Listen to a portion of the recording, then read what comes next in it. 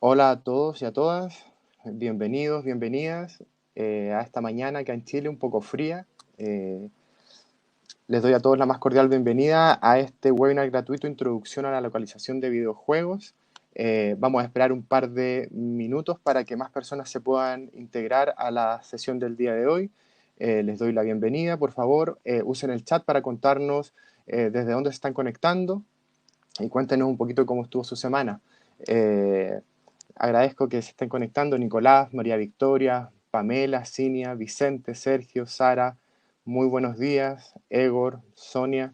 Estamos muy contentos de, como siempre, tener mucha convocatoria en nuestras actividades. El día de hoy, un tema que a todos acá en Verbo Aula nos gusta mucho, que es el tema de la localización de videojuegos. Patricia, saludos desde México. Macarena, bienvenidos todos, bienvenidos y bienvenidas. Eh, un minutito más para esperar a que más gente se pueda conectar y poder comenzar con la sesión del día de hoy. Hola Sergio, ¿qué tal? Joaquín desde Argentina. Estamos súper contentos de todas las personas que se registraron para este webinar. Y también un saludo para todos los que están viendo la grabación. Obviamente a algunos de nosotros nos toca trabajar el fin de semana o descansamos y preferimos ver la grabación después de esto. Así que también muy agradecidos de todos ustedes. Bienvenido también Juan Ignacio. Voy a partir entonces dando algunas recomendaciones y algunos agradecimientos iniciales. Primero, a los colaboradores de este webinar, MemoQ, que somos aliados de MemoQ en Chile, y agradecemos por la colaboración en la difusión de estos programas. También a BG Chile, la Asociación Gremial Chilena de Desarrolladores de Videojuegos. Contaremos con la participación de su presidente el día de hoy, contándonos el estado de la industria de los videojuegos chilenos. Y obviamente también a COTICH, el Colegio de Traductores e Intérpretes de Chile, quien nos colabora difundiendo todas nuestras actividades.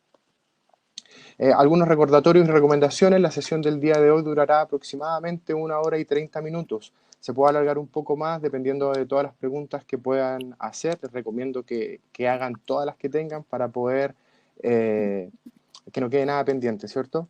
Las preguntas las deben hacer como siempre por el chat. Vamos a estar siempre atentos a ellas. Algunas las podemos ir contestando de inmediato a medida que vayan saliendo. Otras las vamos a dejar para el final. Usen el chat solo para temas relacionados con temas de la clase y obviamente mantengamos un ambiente de respeto y cordialidad en el chat. Cierren cualquier otra aplicación que pueda estar usando memoria o internet de sus dispositivos y que pueda hacer que la transmisión se vea interrumpida. Hay un botón que todos ustedes tienen si lo están viendo en un dispositivo móvil que dice reconectar. Si se queda el audio pegado o el video pegado, ustedes aprietan ese botón y se va automáticamente a reconectar. Y si lo están viendo desde un dispositivo de escritorio, un computador de escritorio, refresquen o actualicen el navegador para poder conectarse nuevamente. Al terminar la clase van a recibir un correo electrónico, ¿cierto?, con un enlace a la grabación del día de hoy para volver a verla o verla si es que se la perdieron. Desde ya les aviso que la grabación va a estar disponible hasta el día 17 de junio en caso de que la quieran volver a ver. Nuestras redes sociales, por favor, síganos para estar atentos a las actividades que estamos organizando. Tenemos un Instagram, un Facebook y también un LinkedIn, donde estamos constantemente comentando las actividades que estamos organizando. Finalmente, ya los dejo con las presentaciones del día de hoy. Vamos a partir con dos especialistas. El primero de ellos es Ramón Méndez. Él es doctor universitario en traducción y en traducción de videojuegos y lleva desde 2003 en la industria. Ha colaborado en diferentes medios de prensa especializada y ha participado en la localización, yo diría, de más de casi 1000 juegos, ¿cierto?, en lo que hemos conversado últimamente. Muchos de ellos elogiados por la crítica y el público. Es autor de 5 libros hasta la fecha, tanto de localización de videojuegos como de divulgación de cultura del videojuego. Cuenta con varios premios y nominaciones, tanto por su labor como traductor como por su trabajo como periodista. También es profesor asociado de la Universidad de Vigo, donde codirige el pionero título de especialista en traducción para la industria de los videojuegos. También vamos a contar la primera parte de la presentación con Juan Ignacio Luque, que es traductor literario y técnico científico inglés, y desde el 2012 se desempeña como traductor independiente especializado en la traducción, en la localización de videojuegos al español de Latinoamérica. Ha traducido y revisado más de 2,5 millones de palabras en numerosos juegos y desde títulos, que van desde AAA hasta pequeños videojuegos independientes. Juan Ignacio, Ramón, bienvenidos esta mañana de Chile, tarde para ti Ramón, mañana también creo para ti Juan Ignacio. Bienvenidos a la sesión del día de hoy, les agradezco estar participando y los dejo a ustedes a cargo de la presentación. Voy a dejar de compartir la mía y voy a empezar con la de ustedes. Ya acá estamos. Hola Renato, muchas gracias por la invitación, gracias a la gente de Verba Volant y bueno, un gusto estar acá con Ramón para hablar de la localización de videojuegos, que bueno, aparte de ser nuestro trabajo es algo que nos apasiona y siempre nos gusta mucho hablar del tema. Pero bueno, antes de hablar de la localización propiamente dicho, queríamos mencionar un poco el estado del mercado actual y ver cómo eso nos afecta a nosotros en nuestra labor. Bueno, para comenzar aquí vemos un recuadro con las consolas de la generación actual, de la generación anterior, y podemos ver sus ventas. Bueno, como ven, de las que siguen en carrera hoy en día, Nintendo Switch tiene más de 80 millones de unidades vendidas, PlayStation más de 115 millones, PlayStation 4. Xbox One, bueno, ahora PlayStation 5 y Xbox Series X y S tuvieron bastantes problemas en los primeros meses, son difíciles de conseguir, pero bueno, se espera que una vez que normalicen la producción tengan muy buenas ventas porque, bueno, apenas hay en existencia en algún lado se venden como pan caliente. De hecho, creo que Nintendo Switch sigue siendo la más vendida en Estados Unidos desde hace meses, porque bueno, no tuvieron los problemas de producción que tuvieron Sony y Microsoft. Pero bueno, como ven, son muchos millones de unidades que venden todas las consolas y se espera que esto siga creciendo. También tenemos otros dispositivos, otras plataformas para acceder a los videojuegos, aparte de consolas de casa o consolas híbridas como la Switch. Hay consolas móviles y también los celulares y tablets que permiten acceder a juegos móviles. Y también bueno, pusimos Steam como referente de los juegos en PC, que es otro mercado muy importante. Y bueno, sobre todo en Latinoamérica, creo que el mercado de los juegos móviles tiene un alcance tremendo, porque al ser una región de menor poder adquisitivo que Norteamérica o Europa o Asia, mucha gente se inclina a jugar en plataformas móviles, porque es algo que casi todo el mundo tiene al alcance. Y bueno, de hecho eso también se ve a la hora de localizar. Muchas distribuidoras o desarrolladoras se inclinan por localizar sus juegos móviles al español de Latinoamérica y al portugués de Brasil, porque saben que acá tienen un alcance tremendo y no sucede lo mismo tal vez con las consolas o con los juegos de PC que requieren una PC potente, digamos. Entonces es un mercado que en Latinoamérica está muy vigente y crece mucho y es algo que nos afecta directamente como localizadores hispanoamericanos. Hay distintos factores del éxito actual de los videojuegos. Lo vamos a ver en detalle más adelante el tema del mercado latinoamericano propiamente dicho, pero a nivel mundial algunos de los factores son, por ejemplo, las nuevas plataformas, como mencionábamos el asunto de la Nintendo Switch, que es una consola híbrida que permite que cualquiera juegue desde el televisor como una consola tradicional o en cualquier parte como una consola portátil. Bueno, también en ese sentido entran en juego los celulares cada vez más potentes que permiten jugar juegos más complejos, que eso también lleva a que muchos títulos conocidos o franquicias reconocidas a nivel mundial tengan hoy en día su versión o un spin-off para celulares. Por ejemplo, el PlayerUnknown's Battlegrounds tiene una versión para móviles.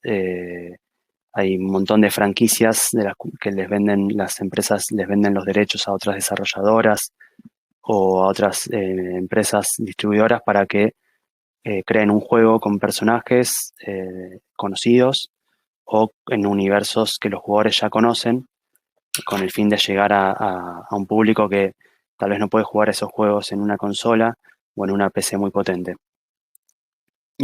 También otro de los factores del éxito son los nuevos periféricos, por ejemplo, los cascos de realidad virtual.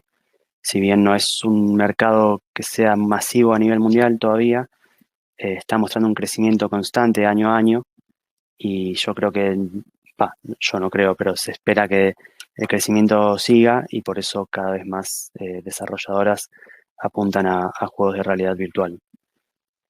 También, bueno, como mencionábamos, el mayor número de usuarios potenciales, al haber tantas posibilidades, tantas formas de acceder a los videojuegos, eh, todo el mundo hoy en día puede ser un jugador o una jugadora.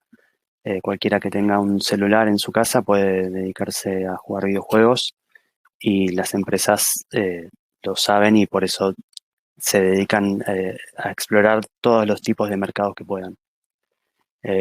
También tiene que ver esto con los distintos tipos de jugadores, porque tenemos jugadores que se dedican exclusivamente a jugar en PC, jugadores que juegan solamente en consola, jugadores que juegan solamente en dispositivos móviles y algunos que juegan en varias plataformas al mismo tiempo.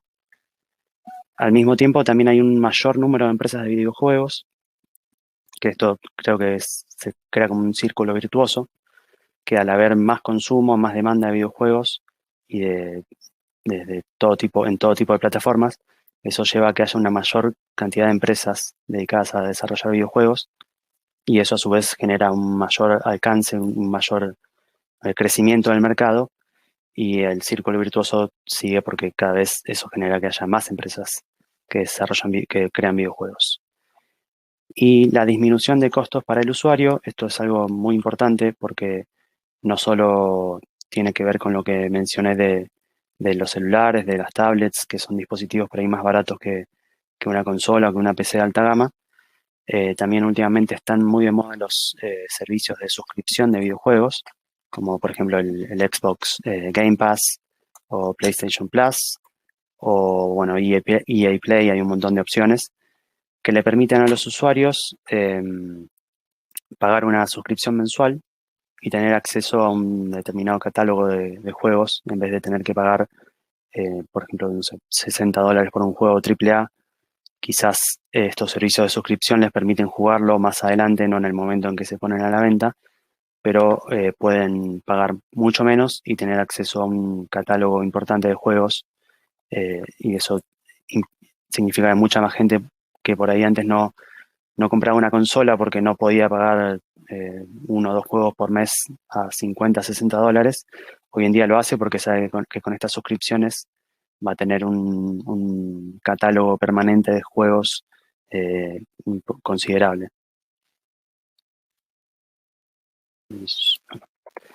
Bueno, y aquí pueden ver los principales mercados de videojuegos en Latinoamérica. Esto es del año 2020. Como verán, México es claramente el mercado más grande, será el país con más habitantes de Hispanoamérica. Está seguido de cerca por Brasil y después el resto de los países de Hispanoamérica vienen bastante atrás. Argentina, Colombia, Chile, Perú, Ecuador, etcétera. Y bueno, México es un mercado bastante atractivo para las empresas, pero a pesar de esto, Hispanoamérica, a pesar de ser un mercado de 400 millones de personas aproximadamente, no es un mercado que tenga a nivel mundial una importancia tan grande, porque Por ejemplo, España es un país de 45, 46 millones de habitantes, lo mismo que Argentina, y sin embargo tiene un mercado de 2.000, creo que son 2.700 millones de dólares. O sea, piensan que es más que México y Argentina combinados, que tienen entre los dos más de 160 millones de personas.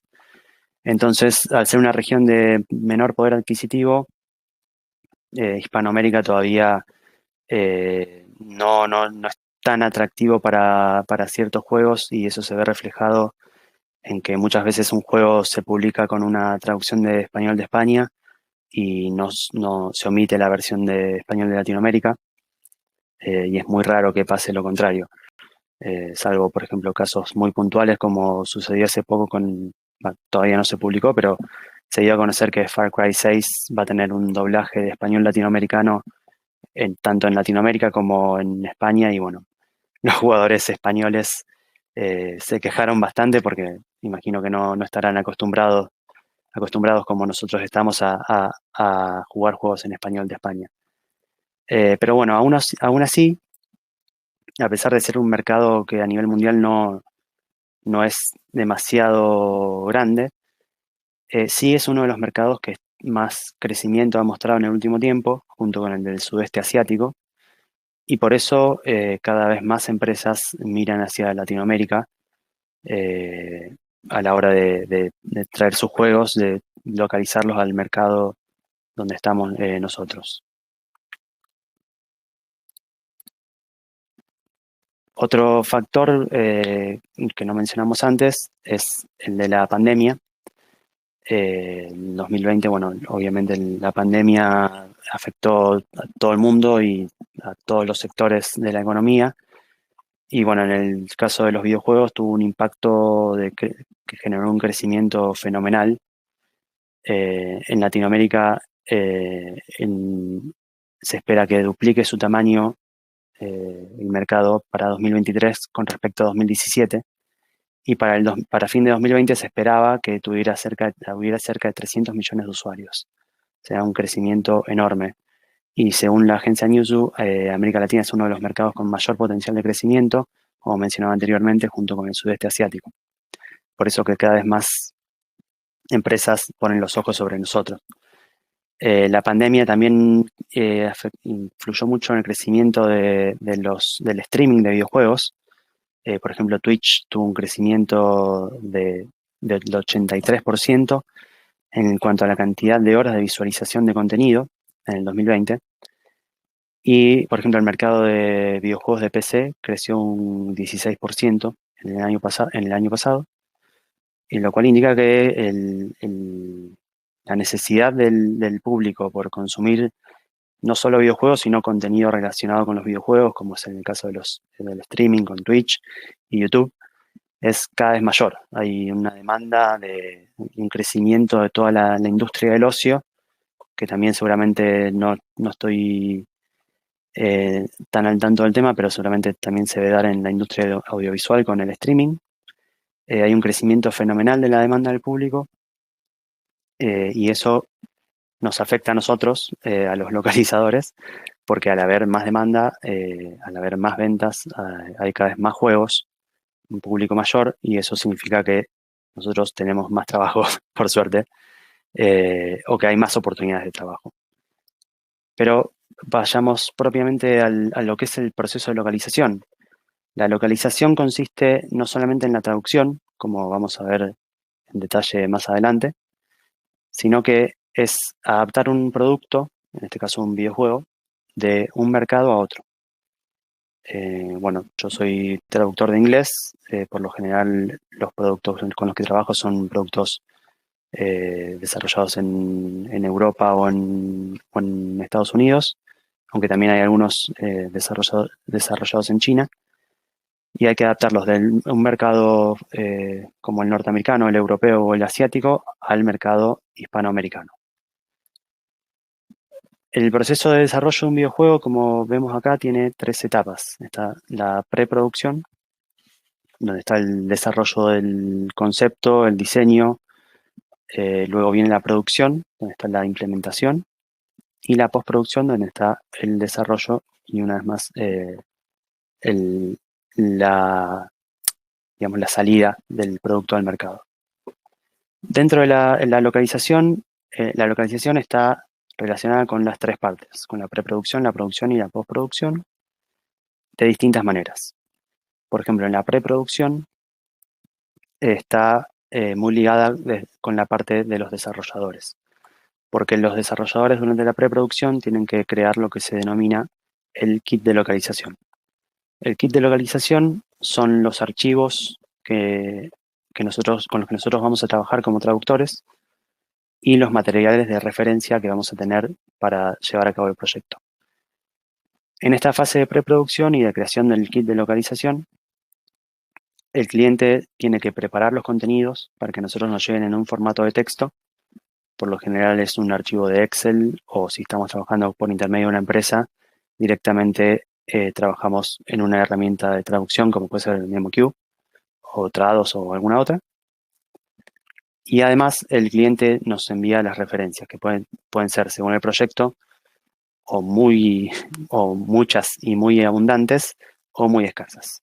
En un proyecto ideal, las referencias pueden incluir archivos que detallan la trama del juego, los personajes, el universo donde está situado el juego, glosarios en los que se detallan quiénes son digamos, se detallan los términos que se usan en el juego, por ahí, nombres propios o los nombres de mecánicas que se utilizan en el juego. Y también puede haber guías de estilo que indican ciertas pautas lingüísticas para tener en cuenta a la hora de traducir.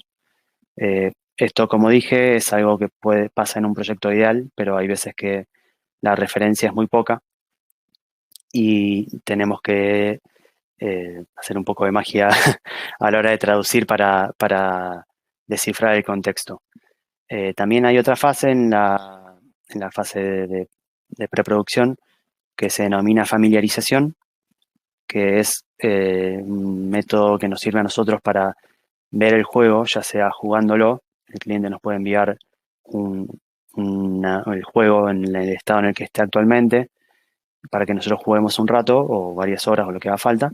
O nos puede dar, por ejemplo, unas claves de Steam para descargar el juego si es que el juego ya está publicado.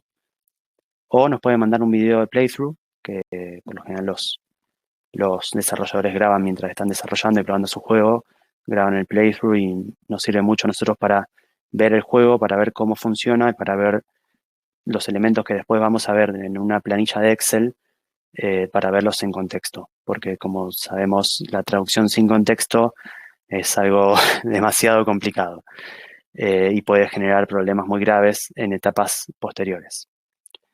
Esta etapa de familiarización, lamentablemente, muchas veces no se da, directamente no existe, pero bueno, es una etapa muy importante y que en todo buen proyecto debería ser importante y debería ser parte de la planificación de los tiempos que lleva a cabo la localización. Una vez que pasamos la etapa de preproducción, comienza la etapa de producción. Acá está la traducción propiamente dicha. Nosotros, una vez que recibimos los archivos y nos familiarizamos con el producto, y si tuvimos suerte jugamos al juego, vimos muchos videos y ya estamos muy metidos en el tema, nos dedicamos a la traducción de los archivos propiamente dicho. Después, más adelante vamos a ver en qué consiste exactamente o qué tipos de texto nos vamos a encontrar a la hora de traducir. Bueno, como decía, en la producción está la traducción, la revisión, que es una etapa fundamental, que también lamentablemente hoy en día hay una tendencia a omitirla, pero es muy importante que una persona que no sea la que tradujo revise el texto, y sobre todo en proyectos en los que hay más de un traductor, siempre tiene que haber un revisor que unifique criterios, estilo y que sea un par de ojos que vea, que detecte las cosas que nosotros podemos haber omitido como traductores. Y después de la fase de revisión, si es que es un juego de producción, un juego que va a ser doblado, se envían los textos a un estudio de doblaje o un estudio de subtitulado para que se haga el doblaje. Obviamente si si es una producción de bajo presupuesto, un juego indie pequeño, la fase de doblaje no va a estar, pero en una producción grande es muy importante y yo creo que es crucial que un juego va a tener doblaje tenga un buen doblaje, porque el doblaje es algo que es mucho más fácil que se note los errores que tiene a que el texto en pantalla. Si uno está escuchando un doblaje y tiene un error o tiene algo que está mal o no está bien actuado, es mucho más fácil que lo saque de la inmersión del videojuego que un error en un subtítulo, por ejemplo. Pero bueno, eso es mi opinión y por eso creo que el doblaje cuando se hace es tan importante que se haga con mucho cuidado. Una vez que termina la etapa de producción, pasamos a la postproducción y en este momento, en esta fase, la localización tiene que ver con el control de calidad y el testeo. El testeo, también otra fase que a veces se olvida, es también otra etapa crucial porque es cuando se implementa toda la traducción que hicimos en el videojuego y los testers, que a veces podemos ser nosotros mismos o a veces es otra persona, prueba el videojuego, juega y ve todo lo que nosotros hicimos en contexto. Y ahí se pueden detectar errores que los traductores cometimos por falta de contexto o porque, por ejemplo, no estábamos al tanto de que había un botón que tenía un límite de caracteres y nos pasamos y se ve que el texto queda fuera del botón. Hay todo tipo de errores que se pueden detectar en el testeo que son imposibles a veces de prever en la fase de producción, o sea, en la fase de traducción y revisión. O sea que esta etapa de control de calidad y testeo es fundamental. Y una vez que se termina con esto, también está la localización del marketing, del sitio web, de la página de la tienda, como puede ser la tienda de Steam o la tienda de PlayStation, que esa etapa también es muy importante porque va a ser lo primero que vea el potencial usuario, ¿no? Si uno entra a una página de Steam y ve un texto horrible que no lo atrae, que no le dan ganas de jugar a ese juego, probablemente sí, tal vez te llame la atención el video, pero si no te venden la premisa del juego de una manera que a vos te llame la atención, es muy probable que no termines comprando el juego. Y bueno, aquí vemos toda la gente que está involucrada en un proceso de localización. Tenemos un gestor de localización, una gestora de localización, hay gestores de traducción, está el gestor de proyecto de traducción, el traductor o los traductores, el revisor, o bueno, si el proyecto es muy grande, a veces hay más de un revisor. Está los actores de doblaje, el director de doblaje, luego el ingeniero de localización, luego el gestor del control de calidad de localización, y el equipo de control de calidad tiene por lo general un jefe que es quien lleva adelante el proyecto, un técnico y los testers. Y los testers son los que juegan viendo la traducción ya implementada en el juego. Y luego, bueno, está la prensa especializada. Hay eventos, por ejemplo, en los que hace falta interpretación, charlas especializadas o presentaciones de productos ante el público. Y bueno, como mencionamos antes, las otras localizaciones de productos de marketing, de sitio web del juego, etcétera, etcétera. También, por ejemplo, la traducción de las cajas de donde se venden los juegos. Eso es otra tarea importante que no es para menospreciar. Y bueno, a continuación tenemos los diferentes tipos de texto que vamos a encontrar dentro del juego, que acá le doy paso a Ramón para que continúe. Ramón. Sí, estaba conectando todo. Bien, pues un poco lo que... Está en silencio tu micrófono, Ramón. ¿Está en silencio mi micrófono? Yo te escucho.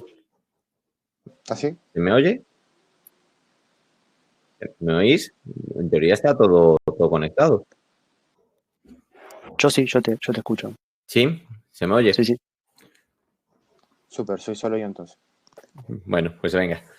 Si alguien tiene algún problema y no me oye, que lo comente en el chat. No vaya a ser. Pues bueno, nos comentaba eso. Juan nos puso un poco en situación de cómo funciona la industria. Y ahora vamos a ver eso, lo que nos incumbe más directamente, que son los diferentes tipos de texto que nos podemos encontrar dentro de un videojuego. O sea, los textos que se localizan y con los que trabajamos. El primero de ellos es el más común, es lo que se suele llamar in-game, que claro, el 100% de los videojuegos van a tener este in-game, el 100%. Porque por muy pequeño que sea el juego, por muy juego de móviles, de celulares que pueda tener poco texto y tenga solo los menús de iniciar partida, etcétera, etcétera, pues va a tener esos menús sí o sí y va a tener esos mensajes de plataforma, pues eso, cómo guardar partida, se ha producido un error al conectar a internet, etcétera, etcétera. Es decir, esos textos básicos de in-game son una constante. Entonces, es el tipo de texto más habitual, no necesariamente el más numeroso. Generalmente un juego va a tener, si es un juego en diálogos o cualquier otro tipo de texto, va a tener mucho más texto de otras cosas que in-game en sí mismo. Pero bueno, es en donde se condensan también las dificultades principales de los videojuegos. Es decir, tenemos, por un lado, las limitaciones de caracteres, pues, por ejemplo, que en el diseño de la interfaz hayan dejado un hueco determinado. Pues, por ejemplo, tenemos ahí armas, pues que armas no puede salir de ese hueco que tienen predeterminado para el tamaño inglés, que generalmente, pues eso, la interfaz la hacen pensando en el inglés, pensando en los mercados internacionales, y a veces pues en castellano, en español, necesitamos más espacio para nuestras palabras y no lo tenemos. Entonces ahí hay que usar sinónimos para abreviar, o hay que usar otras estrategias que puedan funcionar para intentar eso, que nos quepa el texto en el espacio que tenemos. También es donde entran aquí lo que se llaman códigos y variables. Por ejemplo, el hecho de que, como podemos ver aquí, haya texto de distintos colores, y eso implica, luego veremos algún ejemplo, de que a la hora de traducirlo va a haber código especial de programación, HTML, etcétera, etcétera, en el que pues indica dónde empieza el código de color y dónde termina, de tal modo que el texto que está dentro de esas indicaciones pues es el que aparece del color que se le haya indicado desde el propio código. Y luego están las variables, que las variables básicamente es un código especial que hace que cuando el juego coge esa frase, la variable que tienes ahí la cambia por algún elemento al azar que viene cogido, pues por ejemplo, de un listado de objetos, o en este caso, pues yo qué sé, el daño aumenta un 19%. Pues en estos casos suele ser el daño aumenta por ejemplo, porcentaje S, y ese porcentaje S se cambia por el porcentaje que el juego considere que tiene que aplicarle en ese momento en este caso, a esta arma. Luego el in-game puede tener también muchas más complicaciones. Por ejemplo, en este caso, los nombres de las armas son generadores aleatorios. Por ejemplo, ese arma eléctrica devastador del asesino es un nombre que se genera aleatoriamente. Pues, por ejemplo, hay 100 tipos de arma, pues, por ejemplo, martillo, arma, escopeta, espada, báculo, lo que sea. 100 adjetivos, pues, por ejemplo, eléctrica, bueno, en este caso, bueno, sí, valdría eléctrica, de fuego, etcétera, etcétera. 100 sufijos, devastador del asesino, increíble, impresionante, de Thor, lo que sea. Y a partir de ese listado de 100 elementos para cada una de las partes que componen el nombre del arma, pues el juego las mezcla totalmente al azar para crear nombres. Obviamente esto no pasa en todos los juegos. Generalmente la mayoría de los juegos pues prefieren tener una cantidad determinada de armas y ya definidas, indicándole pues el nombre, etcétera, etcétera, pero hay juegos en los que, por lo que sea, pues sobre todo estos shooter, pues apuestan mucho por los nombres de armas aleatorios para, pues eso, poder generar aleatoriamente armas y que los nombres no sean siempre iguales. Y en estos casos, pues claro, hay que tener mucho cuidado con eso, con que el juego va a coger al azar, y entonces puede haber casos en los que se nos genere una incongruencia de género entre el nombre del arma y los adjetivos. Hay que tener mucho cuidado con eso. En este caso, por ejemplo, pone ahí arma eléctrica devastador, que igual tendría que ser devastadora.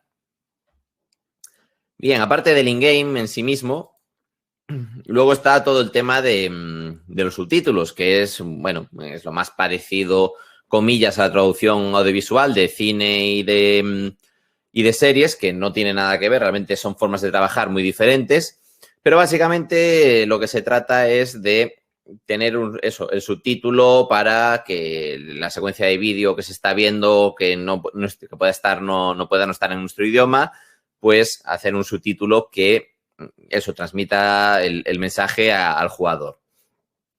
En ese aspecto, pues bueno, a diferencia de otras industrias, lo que decíamos de cine y televisión, pues igual hay una serie de estándares, normas y formas de trabajar un poco asentadas, pero en los videojuegos no se trabaja así, se trabaja un poco más al azar, de tal modo que los desarrolladores dicen, oye, tengo este hueco en la interfaz, en este hueco es donde me cabe el subtítulo. Y entonces, pues con eso trabajamos. Generalmente, si el juego está doblado, nosotros trabajamos para el doblaje, hacemos el doblaje y luego ese mismo texto del doblaje se reutiliza en el subtítulo, tal cual el mismo texto. Y aquí es, bueno, pues ya os digo, si el juego es medianamente grande, aquí es donde está el grueso del texto con el que trabajamos. Es decir, aquí es donde hay una cantidad ingente de trabajo.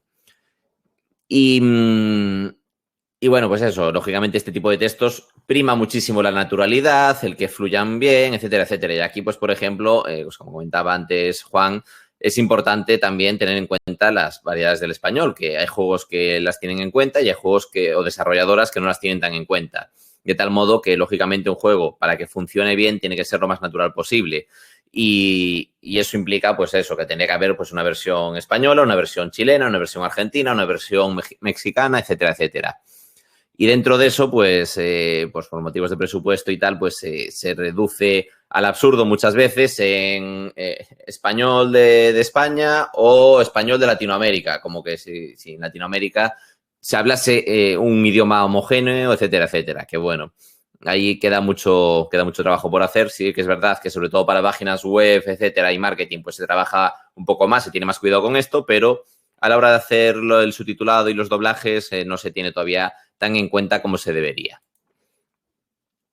Luego, otro tipo de textos, bueno, ya sabéis que a día de hoy los juegos son enormes y muchas veces pues tienen estas complejidades de yo qué sé, la historia es tan elaborada que pues en vez de consecuencias de vídeo, pues se cogen documentos, se cogen libros, se recogen diarios, etcétera, etcétera, a través de los cuales se cuenta mucha información del pasado del juego, de los pasados de los personajes, etcétera, etcétera. Muchas veces, si ya de por sí cualquier de estos documentos es a todos los efectos traducción literaria, porque realmente estamos traduciendo pues un diario, un relato corto, un libro, etcétera, etcétera, pues están pensados como si estuvieses cogiendo un libro de la vida real, entonces sería una labor de traducción literaria realmente. Y dentro de eso, pues eso, hay algunos que incluso realmente es traducción literaria ya sin paliativos, porque por ejemplo en este caso que estamos viendo, que es de Lost Odyssey, el juego de Xbox 360, que los protagonistas son unos inmortales que han perdido la memoria, han perdido sus recuerdos y entonces en determinados momentos de la historia tienen flashbacks para recordar un poco su pasado.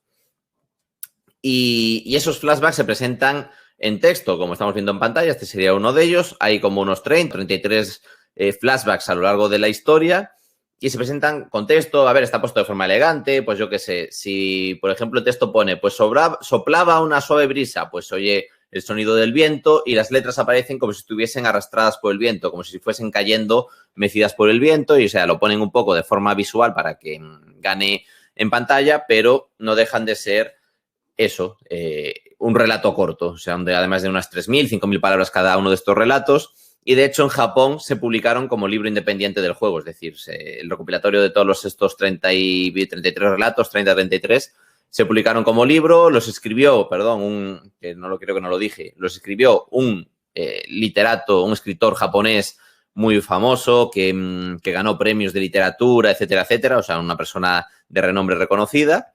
Y entonces, claro, eso es traducción literaria a todos los efectos. A mayores de eso, pues claro, ya a día de hoy hay juegos que directamente son visual novels, novelas visuales en las que pues el 100% es como una novela y el 100% es texto y lógicamente hay que darle ese enfoque más narrativo propio de la literatura, lógicamente. Bien, estos son los principales tipos de texto que nos encontramos dentro del juego.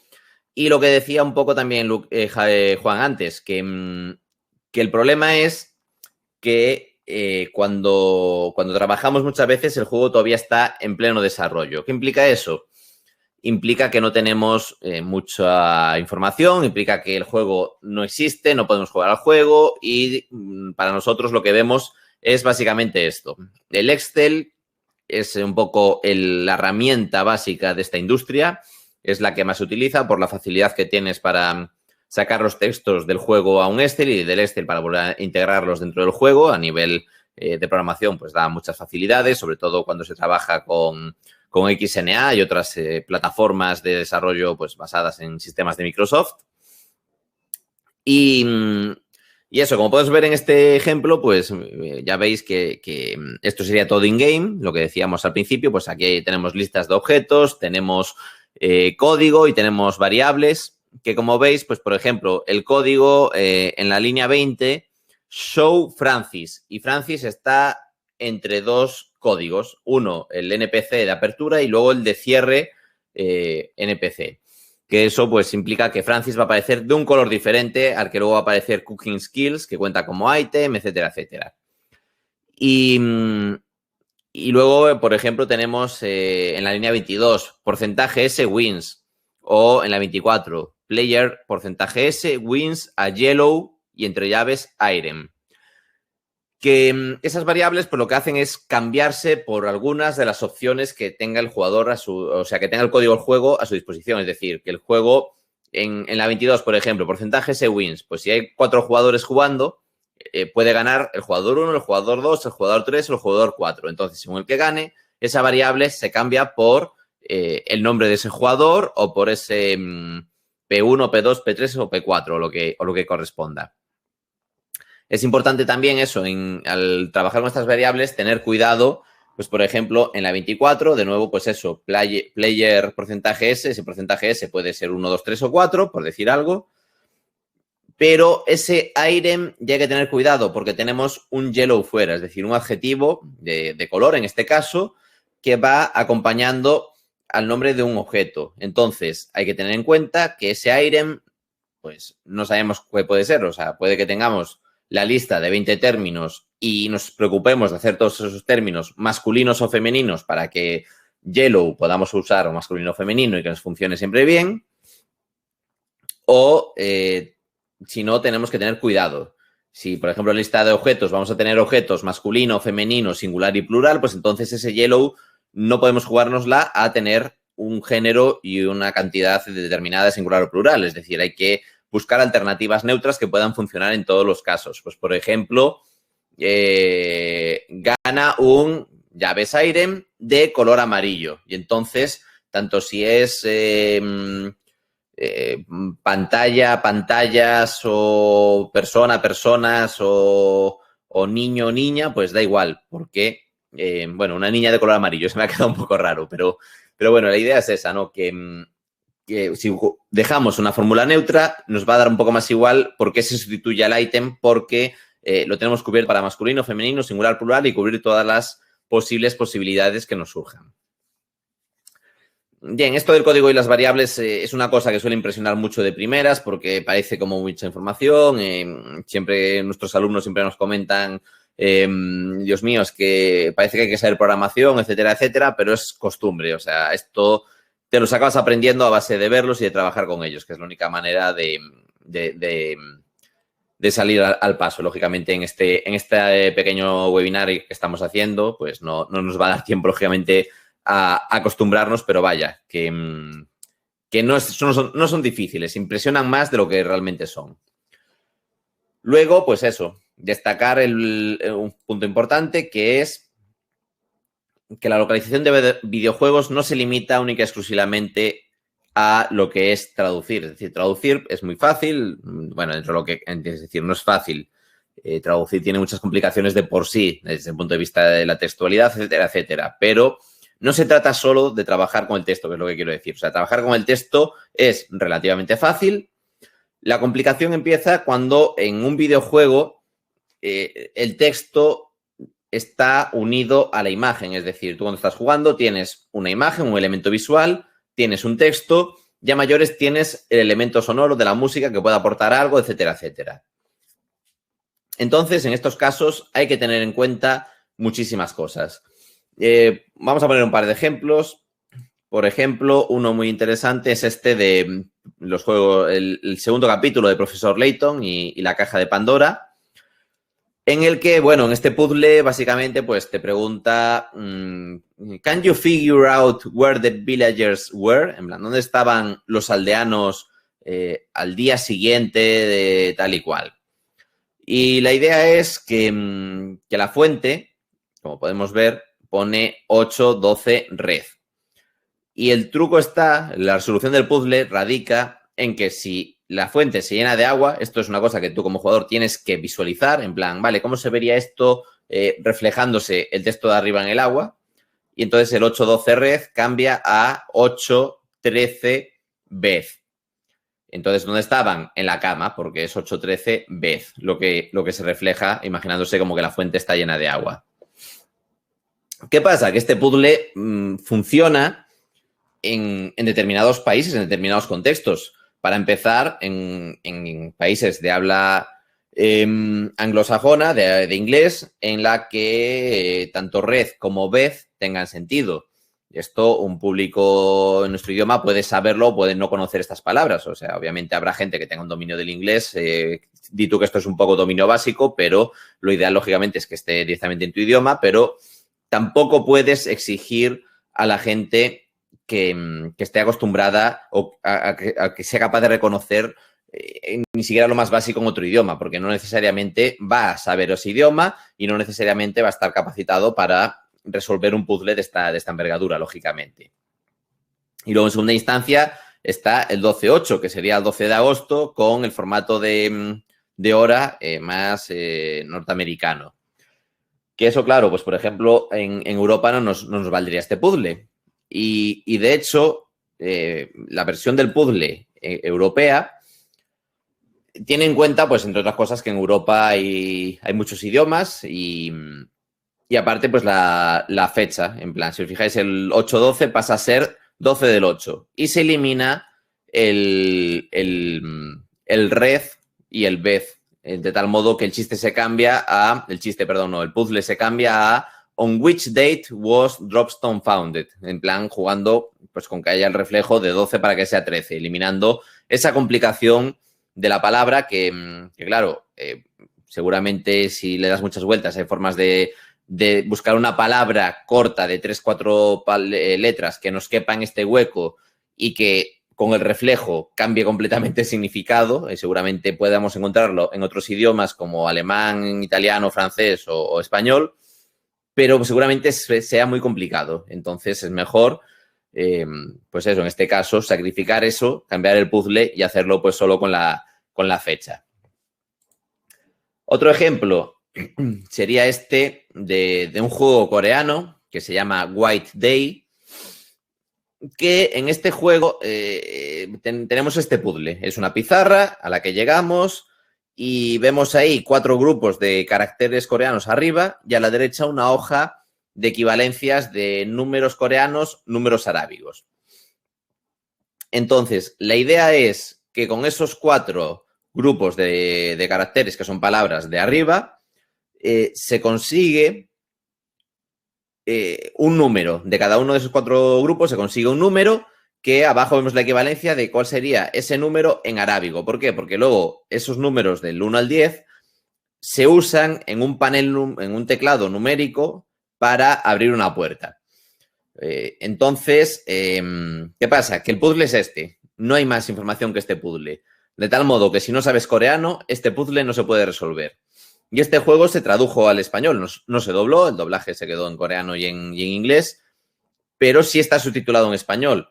¿Pero de qué te vale que esté subtitulado en español si el jugador va a llegar a este punto y no hay forma posible de resolver este puzzle si no se sabe coreano, si no se entiende el juego que hay en esta pizarra?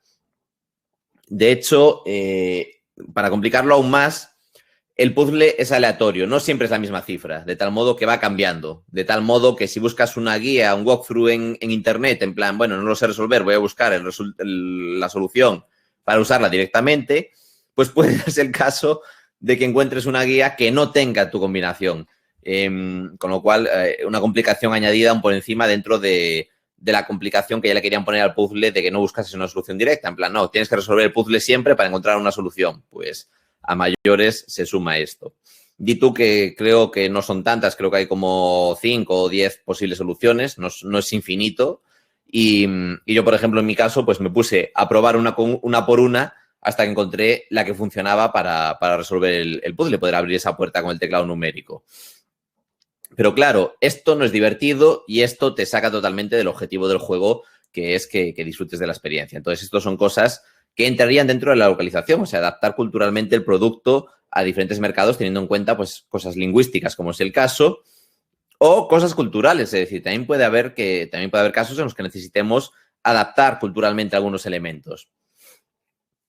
Por ejemplo, tenemos aquí el caso de Mario y Luigi Superstar Saga, en el que hay un momento del juego en el que se nos pide que preparemos, o sea, los hermanos tienen que preparar el cóctel definitivo. En Japón, ese puzzle es con bebidas alcohólicas de diferentes tipos. En Estados Unidos es con un refresco normal y que, bueno, esto la verdad no lo sé, pero supongo que la versión que les habrá llegado a ustedes será la misma que la estadounidense, con un refresco. Y en Europa, en cambio, pues es una bebida extraña a partir de ingredientes totalmente ficticios. ¿A qué se debe esto? Pues en primera instancia a que en Japón las bebidas alcohólicas tienen mucha mejor aceptación, es muy normal la imagen de salir de casa, salir del trabajo, irte a beber con los colegas o estar bebiendo constantemente, etcétera, etcétera. Y tienen también la cultura del sake muy interiorizada, con lo cual tienen mejor aceptación. No es descabellado pensar en venderle a los niños que puedan hacer un cóctel con bebidas alcohólicas. Mientras que en Estados Unidos, pues bueno, se suavizó con un refresco por eso, porque es el origen más de todas estas sodas, la Coca-Cola, la Fanta, etcétera. Y en Europa, pues como tenemos menos arraigue igual de refrescos de este tipo, pues una bebida cualquiera a partir de ingredientes ficticios que puede hacer más gracia o puede funcionar mejor dentro del contexto del juego. Con lo cual, estos son solo ejemplos, ¿vale? De este tipo de cosas. Hay cientos en todos los juegos. Y son cosas que hay que tener en cuenta, ya no solo por parte de lo que decíamos, del texto, de los traductores que estamos trabajando con el texto, sino también desde el punto de vista del desarrollo. Es decir, los desarrolladores tienen que ser conscientes de estas cosas para pulir, cuidar o tratar mejor diversos elementos y asegurarse que el juego funcione lo mejor posible en diversos mercados, claro. Bien, aparte de los textos previamente relacionados con el juego, los localizadores o la gente que nos encargamos a esto de la localización de videojuegos, también trabajamos con muchos otros textos que están relacionados con el juego en determinada medida.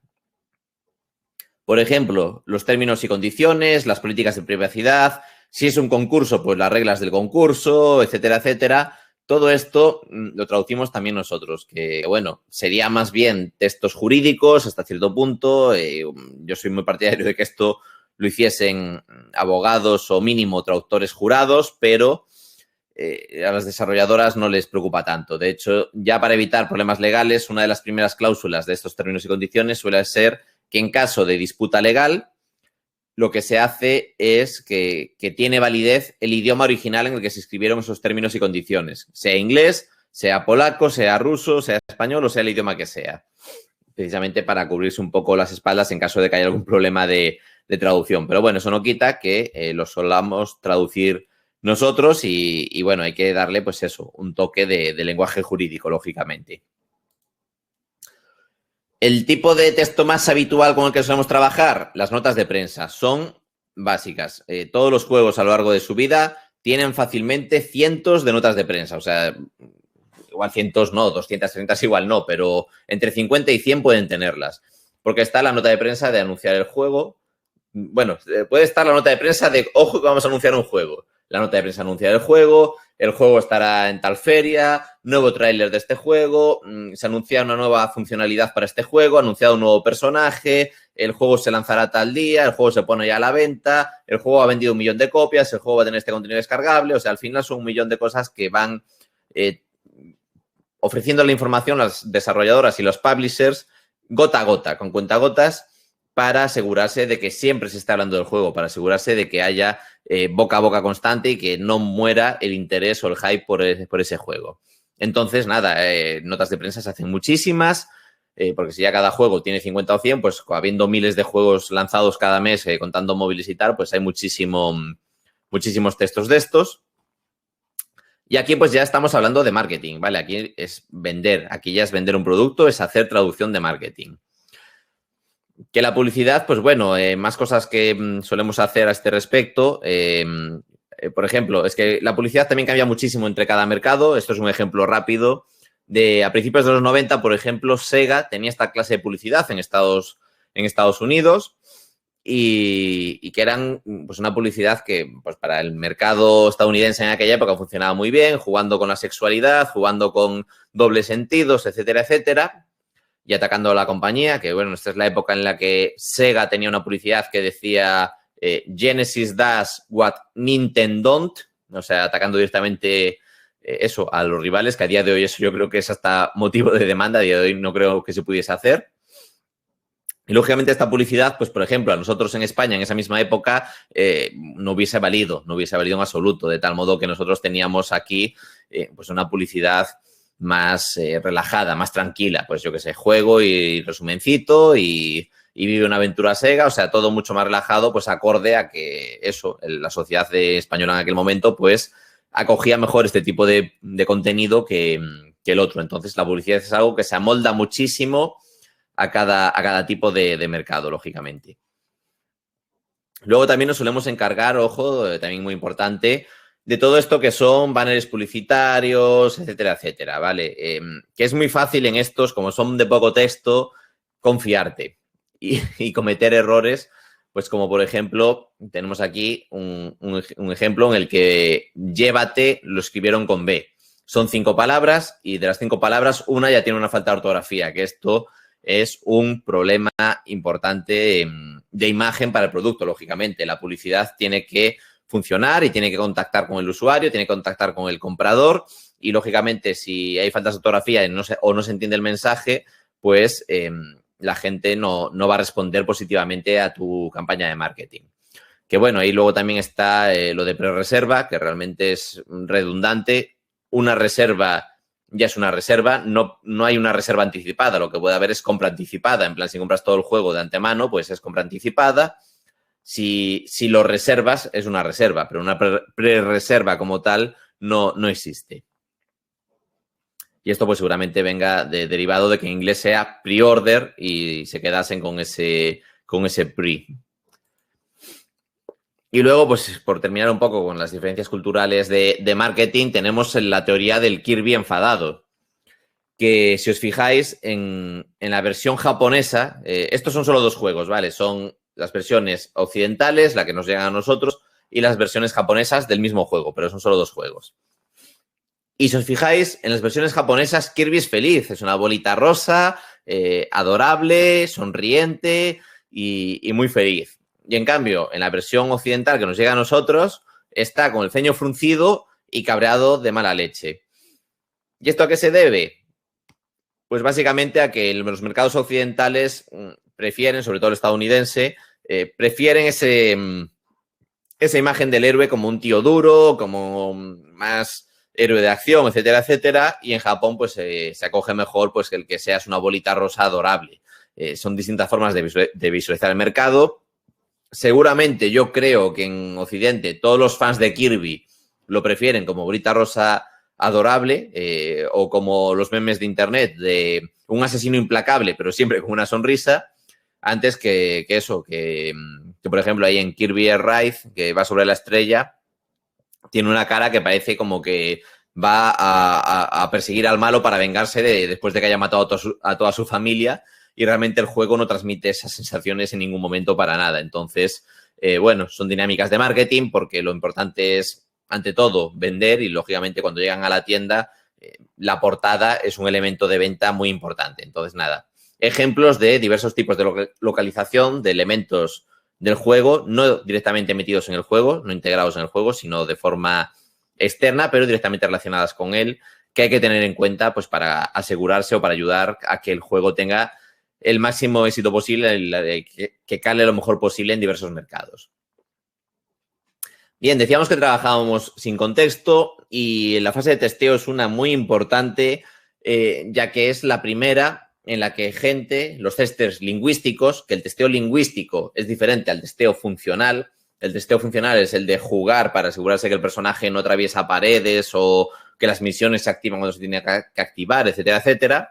Y el testeo lingüístico es centrado en el idioma, asegurándose de que, por lo que decíamos antes, si tenemos un espacio limitado para un texto, que el texto no se salga de ese espacio y no se expanda por la pantalla, o que el texto tenga sentido dentro del contexto. O sea, por ejemplo, que en la imagen se esté viendo un gato y el texto ponga perro. Pues, lógicamente, eso serían cosas que hay que asegurarse de que funcionan. Y es en la fase de testeo la primera vez que tienen el juego con los textos integrados para poder verlos. Y el testeo es muy importante, ya os digo, en prácticamente todos los juegos. Por ejemplo, en este caso, perdón, de Salt and Sanctuary, pues por ejemplo los desarrolladores decidieron que era buena idea meter traducción automática en el juego porque nadie se iba a dar cuenta y llegaba bien. ¿Qué pasa? Que lógicamente pusieron el juego a la venta con traducciones como esta o con textos como estos. Estasa un poco carnosa de restos flotantes lavado en tierra con el resto de nosotros, que no tiene ningún sentido, lógicamente. Entonces, claro, esto en un testeo se hubiese visto. En este caso no hubo testeo, el juego se lanzó así, hubo muchísimas quejas de aficionados de que el juego no se entendía nada y después sí pagaron una traducción profesional y ahora, de hecho, pues en sus charlas de la Games Developer Conference y demás, insisten muchísimo en el error que cometieron y todo lo que aprendieron de esa experiencia y, pues bueno, al final de los errores se aprende. Pero con un testeo lingüístico, alguien se habría dado cuenta antes de el problema que tuviste con el juego ya en el mercado.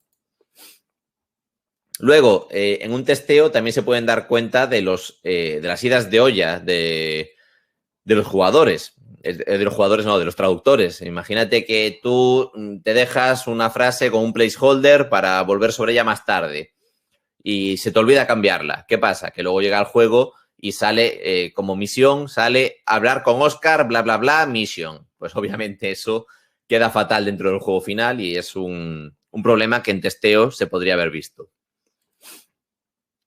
Y muchas veces los errores que tenemos en un juego durante el testeo no necesariamente son errores de traducción, que lógicamente esos son los principales, pero también puede haber muchísimos errores de código, de que el juego, por lo que sea, código del juego, haga mal algo y eso pues provoque que la calidad o sea, que haya algo mal y que eso que se repercuta en cómo se vea la traducción en pantalla. Pues, por ejemplo, en este caso, el texto está en español, está perfectamente traducido al español, pero el código del juego, en vez de coger la alfabetización española, cogió el cirílico ruso, de tal modo que el texto se vuelve bastante ilegible o mínimo mucho más difícil de leer con tonterías, minucias como que las R salgan al revés o que las T y las N tengan un tamaño diferente porque estamos viendo texto en cirílico y eso es algo que está haciendo el juego por sí mismo. No es algo que sea un error de los traductores, pero es un error que comete el código del juego y que, lógicamente, pues habría que arreglar en testeo.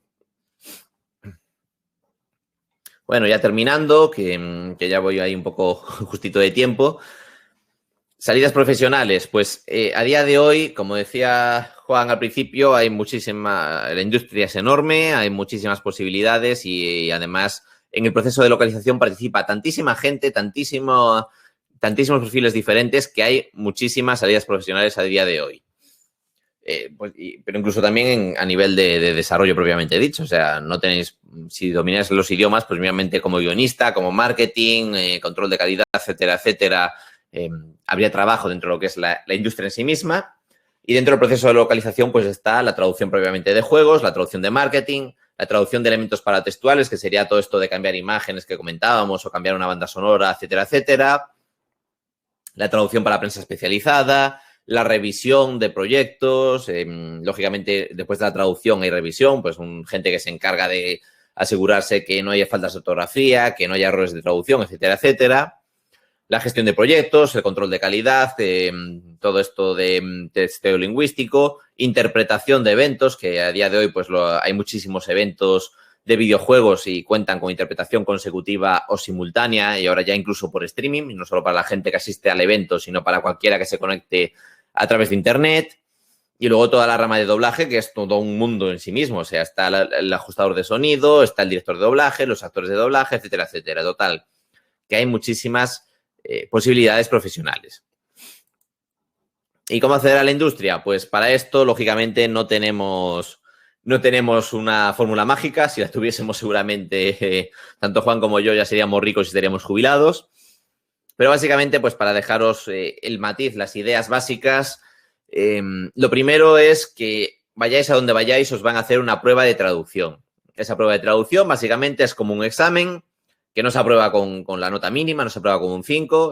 Bueno, la verdad es que no sé cómo se valoran los exámenes en Latinoamérica, porque supongo que variará un poco de cada país. He hablado un poco a la española, pero bueno, aprobar esta prueba es con una nota muy elevada.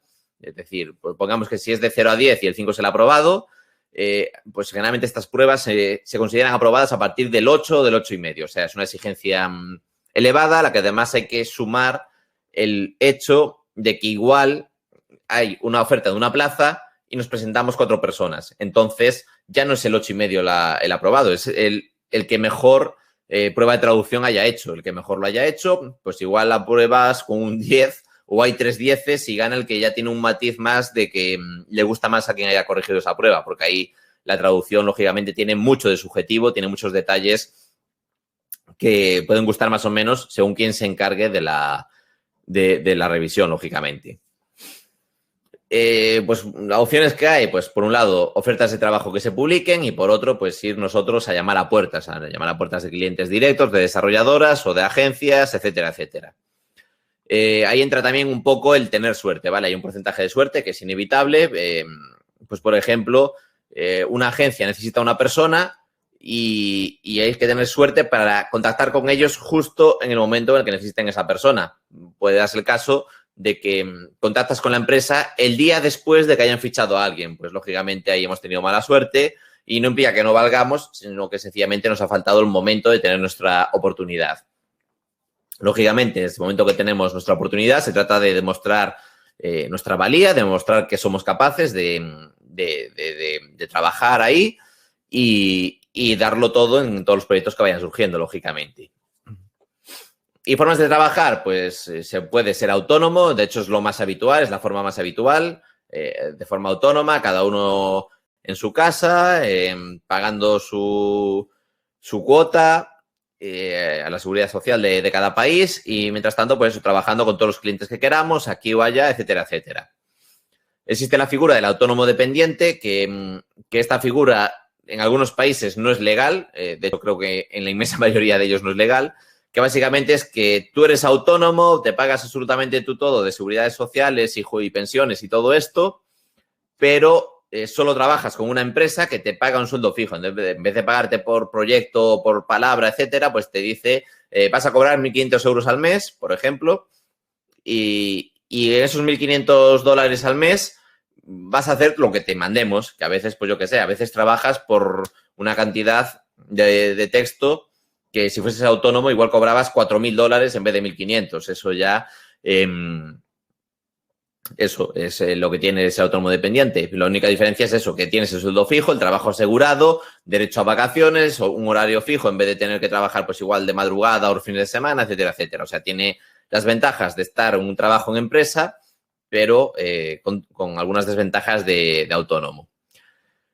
Y la otra opción es ser interno en una empresa, o sea, irte directamente a una empresa de forma interna y trabajar siempre desde la oficina de la propia empresa, etcétera, etcétera. Que esto es algo que cada vez se da menos en la industria del videojuego, al menos. Lógicamente hay otras industrias, pero en el del videojuego es algo que está decayendo bastante porque las empresas ven que les sale mucho más rentable tener autónomos. Y entonces, pues bueno, yo personalmente agradezco la posibilidad de estar en mi casa en vez de tener que irme por medio mundo para trabajar de lo que me gusta. Y luego, nada, tipos de empresa, solo destacar que, lógicamente, hay empresas mejores y otras peores, como en todos los ámbitos. Y sin más, sencillamente que si, por lo que sea, la empresa en la que empezáis no os gusta o tenéis una experiencia muy mala, solamente decir que no es representativo de lo que es la empresa en sí misma, la industria en sí misma, sino que sencillamente habéis caído en un sitio en el que no os sentís a gusto, no comparten vuestra filosofía, pero no es que sea así toda la industria, sencillamente es la mala suerte de haber caído en un mal sitio, pero bueno, incluso aunque estéis en el peor sitio del mundo, os sirve para coger experiencia, por lo que decíamos, para acostumbrarse a códigos y variables y poder ir mejorando, buscando otras empresas, buscando otras posibilidades laborales y hasta encontrar el sitio, el rinconcito en el que nos sintamos a gusto y podamos ganarnos la vida bien con nuestra afición. Y bueno, por nuestra parte eso sería todo. No sé si hay preguntas o algo. Súper, Ramón, Juan Ignacio, muchas gracias por la presentación de esta mañana, tarde para ustedes. Por favor, hagan preguntas en el chat. Yo por mientras tengo algunas que han llegado por privado, Ramón. ¿Cuánto tiempo tienen para traducir los encargos que les envían? Me imagino que para ayer Depende todo, mucho. pero ¿cómo funciona? Depende de cómo se organice el estudio, sobre todo. Porque, si recordáis, Juan os presentaba el proceso de producción de un juego y hay desarrolladoras que lo dejan para el final diciendo, bueno, esto se hace en 2 tardes, como quien dice, y lo dejan al final de todo. Entonces, si quedan 2 semanas para el lanzamiento, en 2 semanas tienes que tener el juego traducido y les da igual que sean 5.000 palabras o 5 millones de palabras. Si se organizan bien y empiezas antes, pues lógicamente tienes más tiempo. Es decir, poniendo ejemplos de 2 juegos concretos, estoy pensando, no voy a decir los títulos por aquello de que está feo señalar, pero son de la misma cantidad, 500.000 de palabras cada uno, ¿vale? Pues en uno, ese 500.000 de palabras lo fuimos haciendo progresivamente a lo largo de 2 años y medio, en plan, ahora un pequeño lote, ahora otro, etcétera, etcétera, así poco a poco y con mucho tiempo de sobra. Y el otro lo tuvimos que hacer en menos de 2 meses. ¿Por qué? Pues sencillamente unos planificaron a largo plazo, en plan, oye, pues tenemos texto, vamos a ir sacándolo. Y en el otro directamente fue en plan, se nos echó el tiempo encima, necesitamos sacar esto en 2 meses, así que daos prisa. Entonces, pues nada, depende del tiempo que te den las desarrolladoras mayormente. Te entiendo. Y nos pregunta Romina, ¿cómo se cobran estos trabajos? También es muy variable, me imagino, pero ¿nos puedes dar una idea general? Me imagino que como independiente, ¿cómo se cobran estos trabajos? Sí, eso también depende de la empresa con la que trabajes. Si trabajas directamente con un estudio, con una agencia de localización, pero depende mucho. Podés cobrar por transferencia bancaria, por miles de servicios de pago online. Eso es muy variable. También depende de las opciones que tenga cada uno en su país. Hoy puedes cobrar por PayPal, por TransferWise. No sé, hay muchas plataformas de pago. Si trabajas con clientes que no están en tu país, hay muchas plataformas para cobrar de manera internacional, pero depende, eso es muy variable Juan entre cada Ignacio, empresa y en cada país. ¿y es por palabra, por hora, por jornada, por proyecto? ¿Cómo se Y negocia eso? por lo general es por palabra, salvo que, por ejemplo, hagas el testeo, por lo general es por hora, y hay proyectos en los que la revisión se maneja por hora, pero por lo general la traducción sí es por palabra. Perfecto. Bien, están llegando hartas preguntas en el chat. Vamos a leer algunas más para pasar a la siguiente charla, que también va a estar muy interesante. Nos dicen, ¿dónde podemos encontrar glosarios o recursos? ¿Existen glosarios de localización de videojuegos? Y yo estoy en un servidor de Discord, si conocen Discord. Bueno, se formó un grupo de traductores de videojuegos de Latinoamérica y estuvimos trabajando en un glosario colaborativo que está disponible en línea. Ahora voy a pasar el enlace, si querés lo pongo en el chat. Lo que hicimos Sí, por fue favor. recopilar una lista de términos que obviamente no es exhaustivo, puede haber cosas que no estén, pero entre varios colegas que trabajamos en la localización, hicimos una recopilación de los términos más habituales con los que solemos encontrarnos, y hicimos el glosario inglés a español latinoamericano. Fue una tarea colaborativa entre más de 20 personas. Ahí están diciendo la LogFam, sí. Así que bueno, ese es un recurso que está muy bueno porque lo hicimos personas que trabajamos de esto. Y también hay otros online, también hay varias distintas páginas y glosarios, pero no tengo ahora no recuerdo el nombre. No sé si Ramón tiene alguna para recomendar. No, es que, a ver, lo de los glosarios la mente es muy general también, es que eso habría que afinar mucho, porque claro, estarían, pues aquí habría, yo diferenciaría incluso tres tipos de texto diferente. Por un lado, lo que son la terminología de plataforma, porque Microsoft, Sony, Nintendo quieren usar términos diferentes, pues por ejemplo para el joystick, pues son términos diferentes en cada plataforma y tal, entonces... Para esos hay un portal terminológico de Microsoft, por ejemplo, que funciona muy bien para buscar términos y la web de Nintendo, pues no te hace un glosario como tal, pero por ejemplo tiene una imagen de Switch con numeritos y te pone cómo se llama cada parte de la consola y esa página la puedes cambiar de idioma, de tal modo que la puedes poner en inglés, en español y comprobar, vale, el 1 cómo se llama en español, etcétera. Hay formas así un poco de trampearlo. Luego estaría lo que son glosarios propios de cada juego, de cada franquicia, porque pues mismamente si te toca un juego de la Segunda Guerra Mundial, pues necesitas glosarios de la Segunda Guerra Mundial. Si te toca un juego de simulación, de carreras, pues te vas a necesitar glosarios de mecánica, de piezas de motor, etcétera, etcétera. Y luego sí, luego está lo que es la terminología general de la industria del videojuego, que eso como tal no se me ocurre nada así, más allá de lo que dijo Juan, de ponerse de acuerdo con otros traductores e ir comentando cosas de forma interna, pues me parece que no hay nada. No, miento, hay un diccionario, en español al menos, hay un diccionario que se llama GamerDic, DIC, y ahí, pues, por ejemplo, se pueden buscar términos, pero es más que nada un diccionario, lógicamente. Vas a encontrar el término ya en español, pero mínimo para comprobar si existe o se usa, etcétera, etcétera, pues puede estar bien. Al final, lo de los glosarios es siempre el gran dilema que tenemos siempre, porque ojalá, mira, yo hasta lo propondría a las universidades como proyecto o algo de investigación, hacer una página que sea glosarios de todo y que allí ya vaya por temas y que haya glosarios especializados de distintos ámbitos y sectores, porque la verdad es que siempre es un problema en todos los ámbitos. Absolutamente, absolutamente. Lo vamos a dejar hasta acá, Juan Ignacio y Ramón, con las preguntas. Les quiero agradecer nuevamente la presentación de hoy día, que estuvo muy buena. Va a quedar grabada por 10 días para que la puedan ver todas las que no pudieron participar o si la quieren ver nuevamente.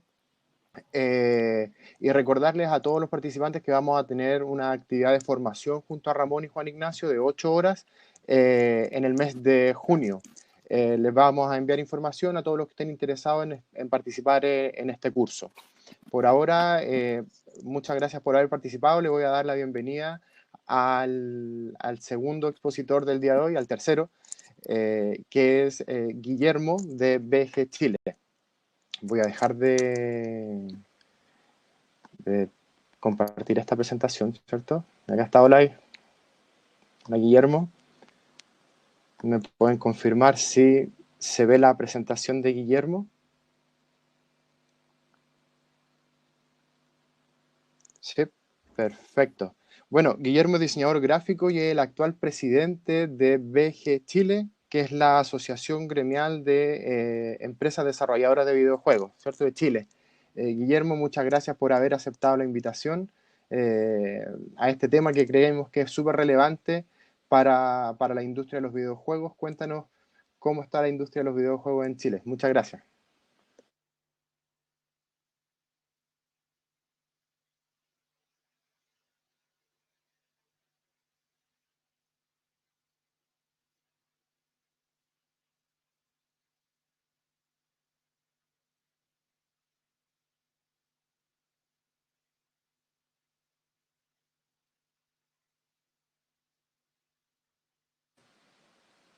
Guillermo, no sé, ¿puedes probar tu micrófono? A ver, ahí sí. Ahí sí, disculpa. Ya, sí, Disculpa, no te sorry. avisé antes porque pensé que era yo de nuevo. Perdón, no está bien, no. Bueno, Ahora comienzo sí, de nuevo, sí. vamos. Bueno, buenos días a todos, o mejor dicho, buenas tardes a todos, los que estamos aquí en el horario de Chile. Primero que nada, agradecerles especialmente que estén aquí presentes en esta actividad. Agradecer a Renato por habernos invitado y obviamente que esperamos trabajar en conjunto ahora durante este año y lo que venga en los próximos 10 años también de la industria de videojuegos. Bueno, esta presentación dentro de lo que es la industria de los videojuegos en Chile, específicamente vamos a mostrarles primero lo que es la asociación, cómo funciona, quiénes están participando, etcétera. Al mismo tiempo sería después todo el tema de ver la historia de la industria de videojuegos acá en Chile, acompañada con todo lo que se ha hecho en la asociación, mostrarles un poco el catálogo de videojuegos aquí en Chile y después les voy a mostrar algunos datos y algunas cosas que se puede ver de la industria de videojuegos en general. Entonces, primero, ¿qué es VideoGames Chile o VG Chile? Principalmente nosotros somos la Asociación Gremial Chilena de Desarrolladores de Videojuegos y nosotros principalmente lo que hacemos es apoyar y representar a los desarrolladores existentes acá en Chile. Al mismo tiempo, nosotros también somos el capítulo representativo de IGDA Chile. ¿Y esto qué se refiere? Es que somos parte de una de las asociaciones más importantes también del área de videojuegos, que se llama la IGDA, que en traducido se llama la Asociación Internacional de Desarrollo de Videojuegos. Esta asociación busca trabajar en conjunto con áreas específicamente de un buen ambiente laboral, cómo apoyar a las minorías dentro de la industria, generar estándares de trabajo completamente más seguras, también sanas y que también permitan generar condiciones viables y concretas dentro de nuestra área de videojuegos.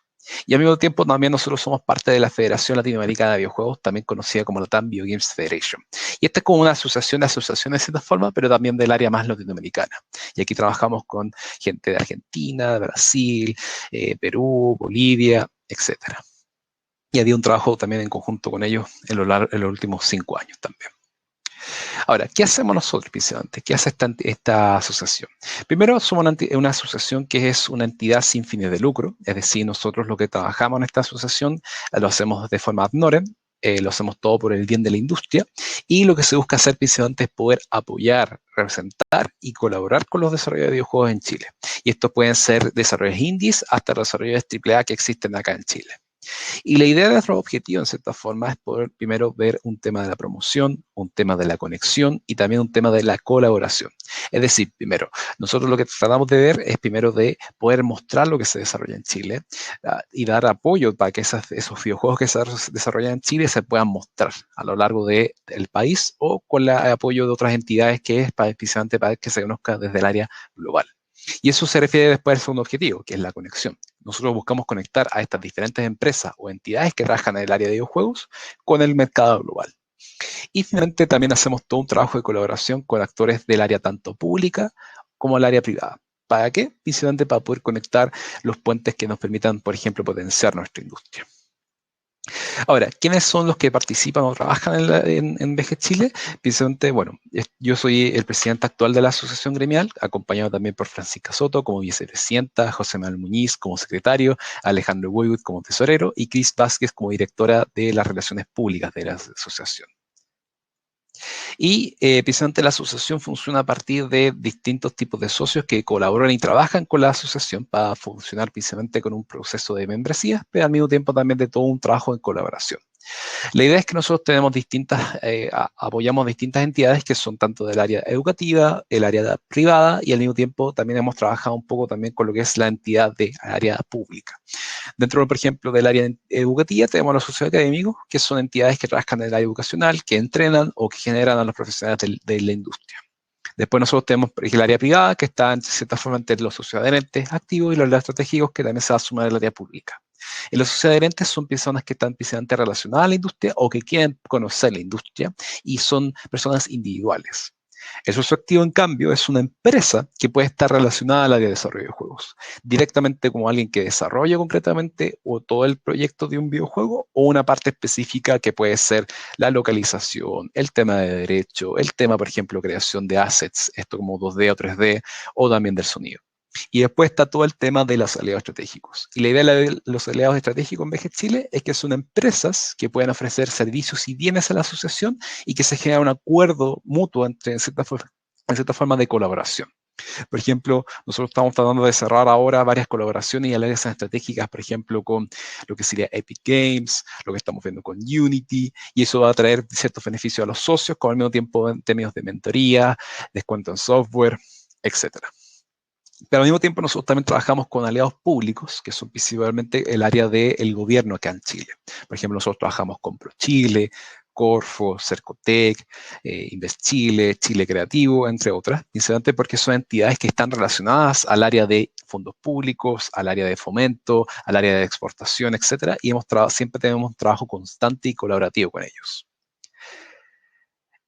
Y adicionalmente también quieren ser parte de la asociación como socios activos, es decir, las empresas desarrolladoras. Hoy en día tenemos más de 25 empresas que están presentes dentro de la asociación y esperamos que eso vaya aumentando con el tiempo. Hemos tenido años que hemos tenido más socios y menos socios por un tema también de la situación económica que ha ocurrido también con la llegada de empresas externas y también de socios que están recién partiendo.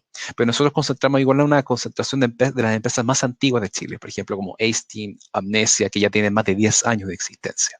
Y todas estas empresas trabajan en distintas áreas de mercado, en distintos tipos de plataformas y similar. Ahora, hablemos un poco de la historia de la asociación y de la industria. Principalmente la industria de videojuegos chileno, en cierta forma, tiene sus comienzos en los años 90. Como sabrán, Chile durante los años 90 volvió a la democracia y dentro de este proceso de la vuelta a la democracia se empezaron a impulsar distintos proyectos para poder mejorar ciertas instancias como el área educacional.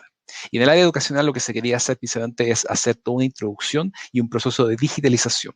Es decir, cómo las nuevas generaciones que están ahora en este proceso de volver a la democracia, de tener un mayor acceso al conocimiento, a la prensa, etcétera, cómo ellos se van a formar para esta nueva llegada también de hardware y software que está también llegando a Chile y en Latinoamérica. Y en Chile se produjo un fenómeno, de cierta forma, que nosotros somos uno de los países latinoamericanos que tuvo un gran impacto digital, en términos de la llegada de bajo costo de hardware y de software. Y eso permitió y abrió las posibilidades de empezar a implementar tecnología en las aulas de clases. Y eso es precisamente con el programa Enlace.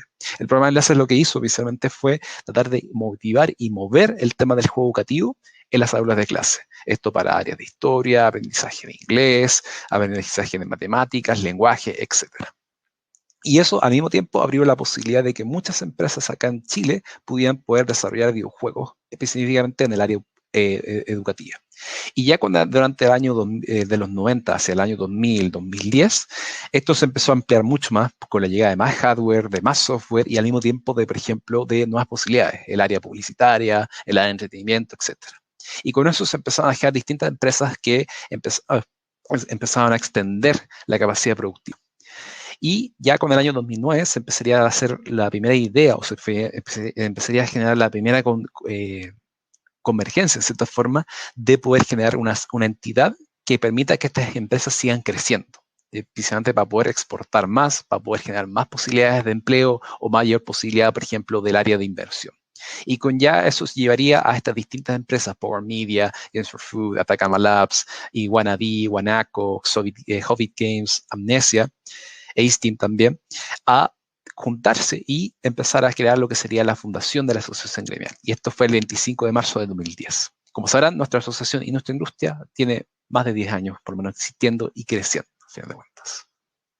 Y la idea de la fundación de la asociación gremial es principalmente poder generar una voz que represente a los desarrolladores de videojuegos y que no necesariamente nosotros somos la entidad netamente representativa de la industria.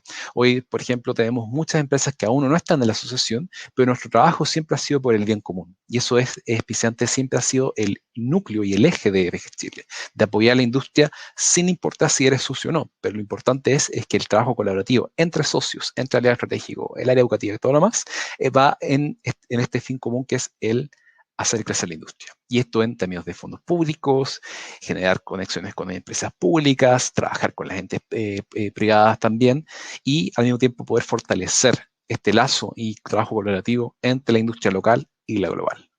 Y la gente que movió bastante esto es Alejandro Boywood, que hoy ha vuelto a la asociación hay todo un proceso que vamos a explicar más adelante, que es este tema de la reestructuración del gremio, y Tiburcio de la Córdoba.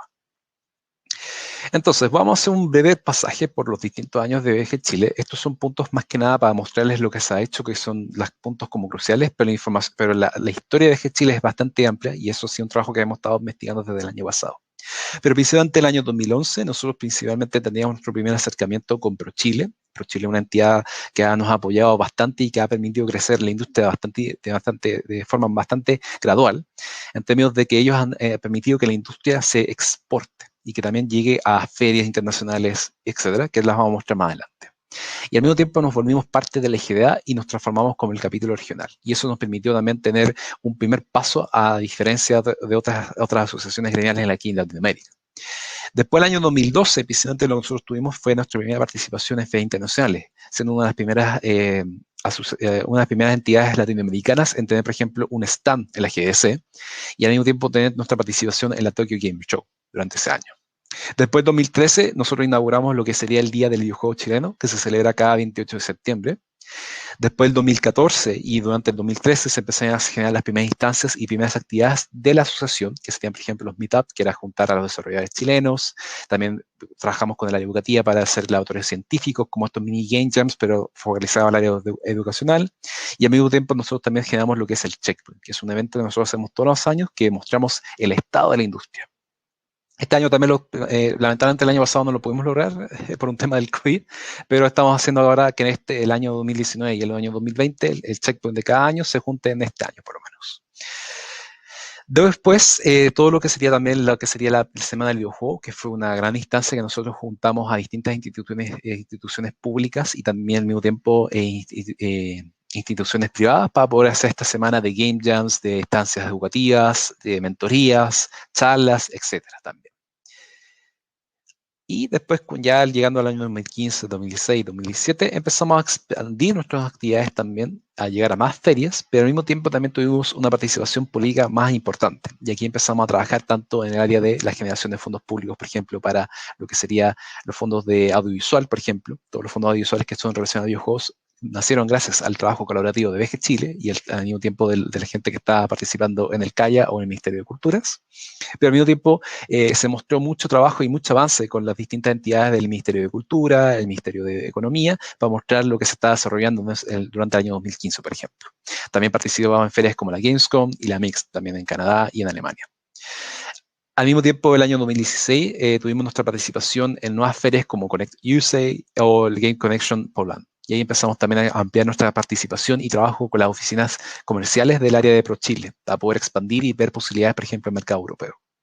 El año 2017 empezamos también desarrollamos nuestra primera actividad de, por ejemplo, crear nuestro propio tour de negocio, que ahí estuvieron empresas bastante importantes del área, como Cartoon Network, Nickelodeon, etcétera, para el área, por ejemplo, de desarrollo de juegos web. Al mismo tiempo, nosotros empezamos a participar en Enexpo, que es una feria que se desarrolla por Chile para conectar a distintas industrias creativas entre sí. Y al mismo tiempo, nosotros tuvimos una reunión bastante importante con el mercado chino, y especialmente para poder generar la conexión con los desarrolladores y también con los publishers de ese sector también.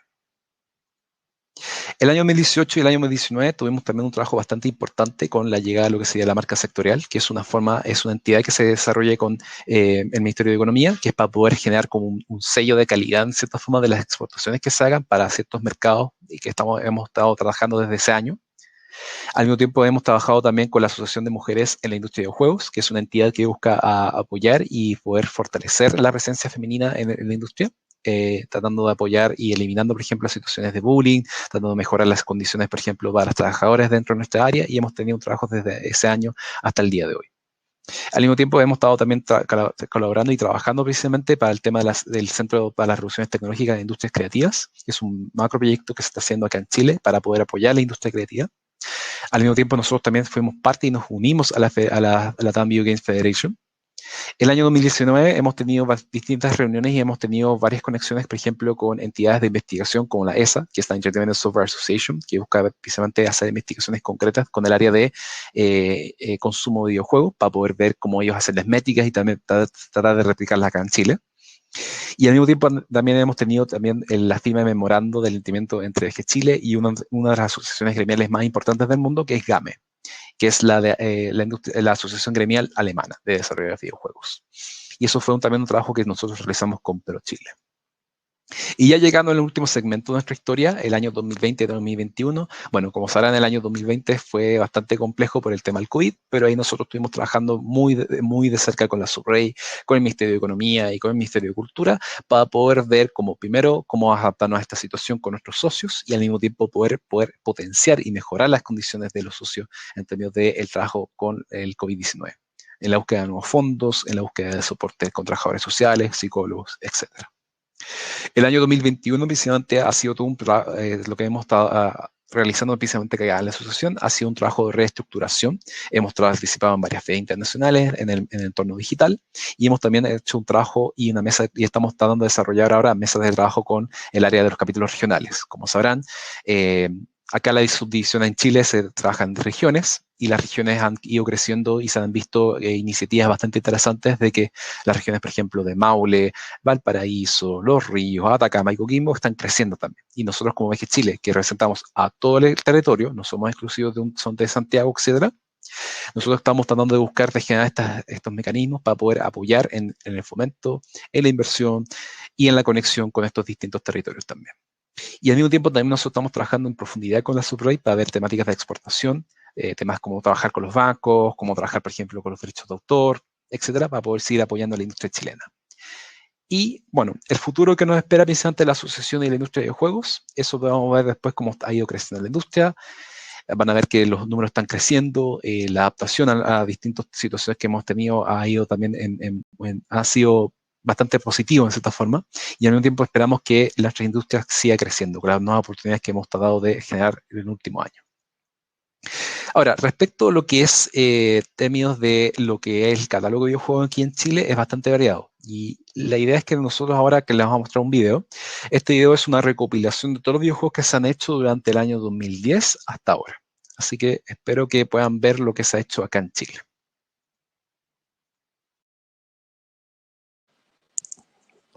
Dame un segundo, lo estamos dando play justo ahora.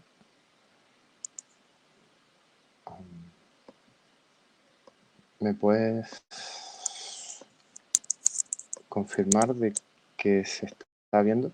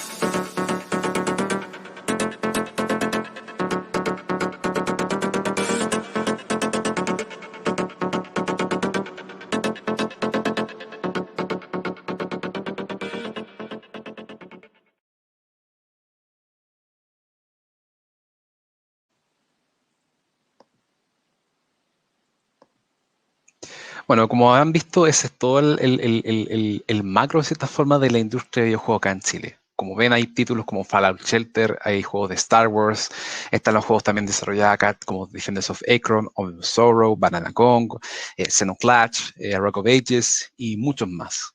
Y esto ha demostrado que precisamente nuestro territorio aquí en Chile ha podido generar tantas propiedades intelectuales propias muy interesantes, con al mismo tiempo trabajar con propiedades intelectuales externas súper importantes también, y que hay una confianza en los desarrolladores chilenos. Ahora, veamos un poco el estado de la industria. Estos datos son del año 2019. Como sabrán, el tema del COVID retrasó varias actividades que nosotros teníamos, tanto reformalizar la nueva directiva como al mismo tiempo todos estos proyectos en términos de recolección de datos. Pero estos datos son bastante importantes porque van a mostrar un poco cómo ha ido la evolución de la industria. Bueno, principalmente casi todas las empresas aquí en Chile, que son principalmente las que son tanto parte y son o no del gremio, principalmente se concentran en la zona centro. Y esto es principalmente lo que sería un poco Valparaíso y Santiago, por ejemplo. Pero es importante ver que también el crecimiento, en cierta forma, de las empresas en el norte y el sur ha ido aumentando con el tiempo. Adicionalmente, también hay que remarcar que también parte de las empresas aquí en Chile, en cierta forma, han visto que si nosotros igual exportamos un poco, que es un 38%, es casi todo lo que viene en términos de profit o de ganancia, en cierta forma, aquí en la industria, viene de la parte exportadora. Adicionalmente, y como lo comentaba, al final de cuentas, casi todo lo que es el ingreso nacional no es tan alto comparado con lo que se viene, por ejemplo, en términos de exportación. Es decir, nuestro mercado, precisamente, aún si nosotros trabajamos mucho en el territorio local, lo que más genera, en cierta forma, llegada y presencia en términos de como un mercado, en cierta forma, aquí en Chile, es exportando hacia afuera. Y eso en distintos tipos de plataformas. Adicionalmente, nuestros principales mercados, además del territorio chileno, es principalmente lo que es Norteamérica, es decir, Estados Unidos en su mayoría, y en Europa principalmente, porque han sido los mercados que nosotros hemos tenido bastante y muy buena presencia. Por ejemplo, en Europa hemos tenido muy buenas relaciones con el área de Polonia, y en Norteamérica con Estados Unidos. Pero al mismo tiempo, también hemos visto que la posibilidad de abrirse a mercados como el asiático o el Medio Oriente ha ido en crecimiento también. Por otro lado, también, para que tengan una idea de qué tan grande o qué tan pequeñas son las empresas acá en Chile, varían bastante en términos de que nosotros somos una industria que es pequeña, es decir, nuestras empresas que están tanto dentro y como fuera de la asociación, son empresas pequeñas que están concentradas, por ejemplo, entre lo que serían 1 a 9 personas, y esto ha sido principalmente porque también las grandes empresas son empresas que igual han tenido que ir como generando su crecimiento de forma muy lenta. Pero en general la industria aún está en ese proceso de empresas pequeñas y medianas, que son la gran mayoría de la industria, en comparación a empresas que igual son de gran tamaño aquí en Chile.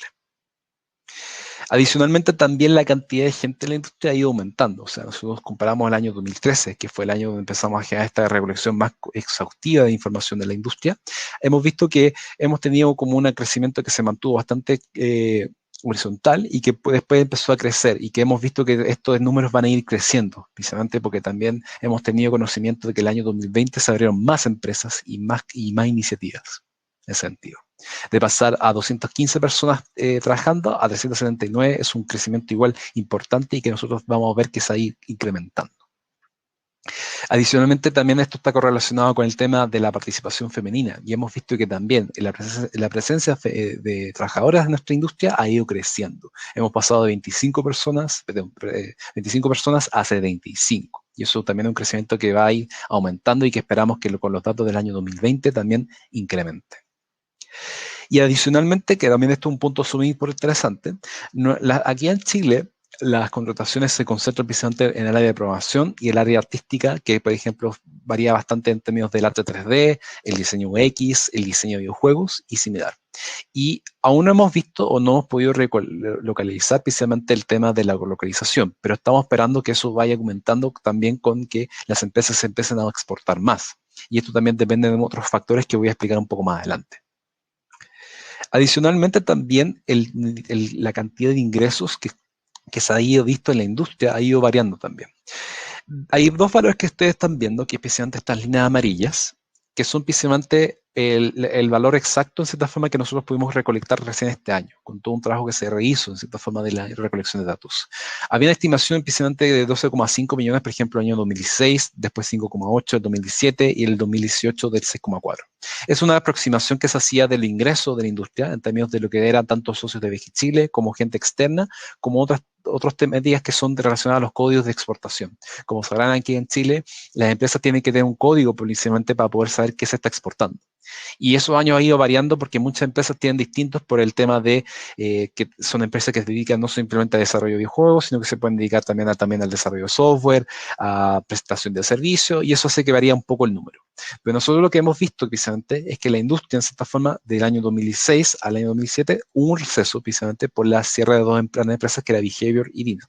Y esto fue precisamente porque fueron decisiones externas de las empresas y no por un tema de la calidad. Consideren que durante ese año la empresa de Behavior sacó Fallout Shelter y Dina sacó Star Wars Galactic Defense. Y esos dos videojuegos fueron desarrollados acá en Chile y fue un éxito dentro del área móvil.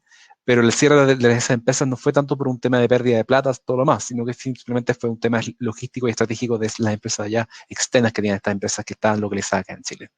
Pero como ven, precisamente aunque nosotros le caímos en cierta forma en el año 2017, ha habido un aumento real en cierta forma de pasar de 3,59 millones de dólares a 4,5 y a 4,8. Y eso sin considerar que, por ejemplo, nosotros ahora nosotros sabemos precisamente que han llegado empresas de la misma categoría de Behavior y Dina aquí en Chile, es decir, empresas que son de la categoría AA o AAA, que están participando en la industria y que aún estamos tratando de sumar al gremio. Pero lo que es importante es que nuestra industria es sana, genera empleo, hay ingresos importantes del área de exportación y nosotros estamos también revisando que esto va a ir creciendo constantemente, porque también las empresas han ido creciendo en términos de exportación y capacidad de producción. Y al mismo tiempo nosotros la participación en ferias también va en una mixtura. Casi la mitad de las empresas van o no a una feria internacional y esas ferias son importantes precisamente porque nos permiten ir a reconocer territorio. Los mercados que nosotros somos sí o sí, que hemos participado bastante fuertes, ha sido precisamente lo que es Estados Unidos con la GS y la Gamescom, que ha sido precisamente con el área de Alemania. Y eso también se suma a Mix, que es en Canadá, Digital Dragons, que es en Polonia, y Console Connect en Europe, que va cambiando de localización, que es en Inglaterra, a veces en Polonia, etcétera, etcétera. Pero como ven, especialmente nosotros tenemos una gran presencia en estas dos instancias de mercado internacional. Y adicionalmente, aquí en Chile, Vicente, ha siempre habido un interés de seguir participando en las instancias, por ejemplo, en Europa, tanto en Europa como en Estados Unidos, pero al mismo tiempo ha ido incrementando, por ejemplo, las ganas de participar, por ejemplo, en Big Festival, que se desarrolla en Brasil, como al mismo tiempo en la Tokyo Game Show, que se desarrolla en Japón. Ahora, como ven, estos son los datos generales que nosotros tenemos de la industria. Posiblemente en nuestra nueva página web nosotros queremos subir más información para dejar tanto para que ustedes sepan un poco de la historia de la industria también y al mismo tiempo también poder saber lo que se está desarrollando y ver también como el crecimiento y los factores que hacen que esta industria crezca y tenga también estos cambios en términos de que empresas que abran, que cierran, etcétera, etcétera. Pero ahora quiero comentarles un poco de cómo se entra o cómo se hace un poco un resumen, que igual Juan Ignacio y... Se me olvidó Ramón. Sí, Ramón. Ramón explicaba en su presentación. Yo igual lo voy a hacer un poco más general, precisamente para que entiendan un poco más cómo es la línea de producción, que también se desarrolla aquí en Chile.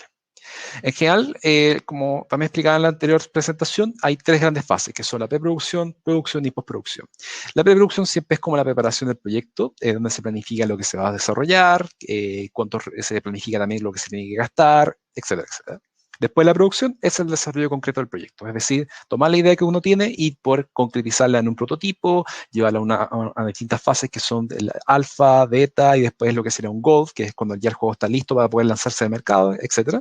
Y después viene toda la parte de postproducción, que es finalmente cuando ya tienes tu proyecto y está listo para ser enviado, eso se exporta en cierta forma, se lleva a tiendas, se hace el tema de que se pueda mantener en cierta forma, etcétera. Pero eso también tiene eso es la parte que uno ve en la parte del desarrollo, que en cierta forma involucra a distintos actores y al mismo tiempo esto tiene distintas como puntos de llegada al desarrollador, al consumidor. En primera instancia está el publisher, que es precisamente la persona que se encarga de tomar esa forma el videojuego y tiene distintas tareas que se pueden hacer, que es precisamente, por ejemplo, ver el marketing, por ejemplo, hacer las coordinaciones con otras entidades que pueden ayudar, por ejemplo, a la localización, a cómo llegar a un distribuidor, a una tienda, a una plataforma, etcétera, etcétera. El distribuidor puede ser también parte del publisher. Esto va dependiendo mucho de si la publisher o tienda tienen un poco de capacidad de poder autopublicar. Por ejemplo, lo que pasa con Steam, lo que pasa con Epic Game Store, etc.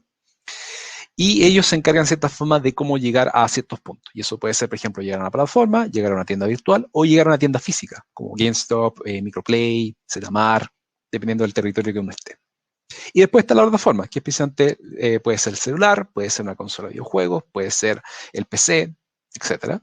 Y después está el retailer, que el retailer puede ser en cierta forma la tienda digital o física específica. Y hago una distinción con la plataforma porque una cosa es, por ejemplo, la Xbox Store, otra cosa puede ser la PlayStation Store, otro puede ser la Nintendo Shop, en cierta forma.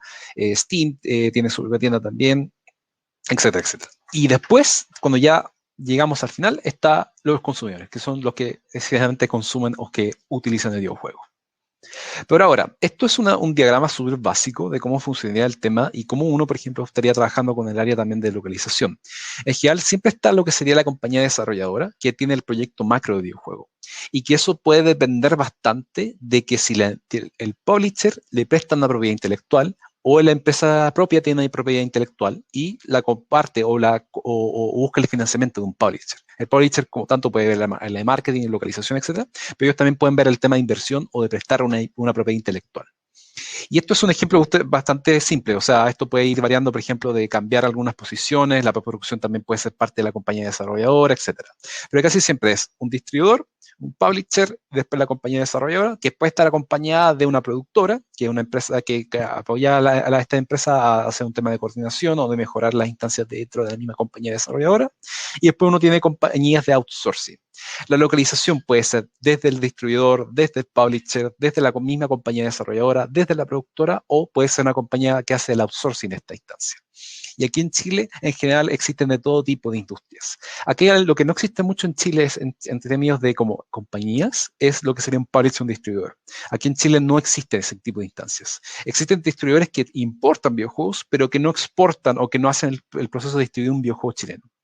Acá en Chile lo que más hay, en cierta forma, es lo que sería más que nada una compañía desarrolladora, es decir, ellos desarrollan videojuegos en concreto o pueden desarrollar una pequeña parte del videojuego, y lo que sería una compañía outsourcing, que especialmente compañías que ven, por ejemplo, no sé, el tema del desarrollo de música, el desarrollo de sonido, el desarrollo de assets 3D, por ejemplo, modelar personajes para un videojuego o assets para un videojuego, escenario, etcétera, o al mismo tiempo prestaciones legales, etcétera, etcétera.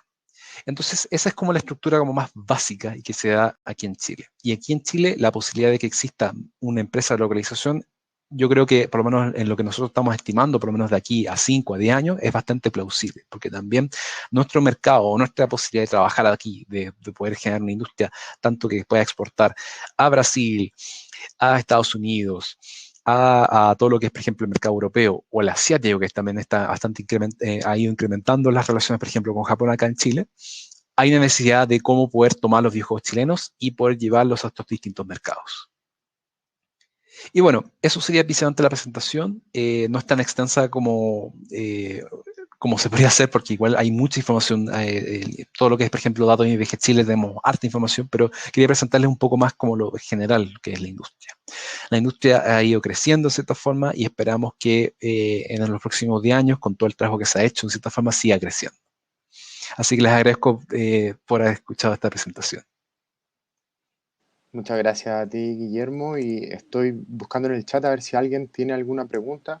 Para mí es súper interesante. Nosotros como traductores, como distribuidores de un software que ayuda a traductores a hacer esto, les podemos comentar que el 90% de las compañías de videojuegos usa MemoQ, que es el software con el que nosotros trabajamos en los procesos de localización, y que podemos también anticipar, porque es un fenómeno a nivel global, que esta industria está creciendo y Chile también es parte de eso.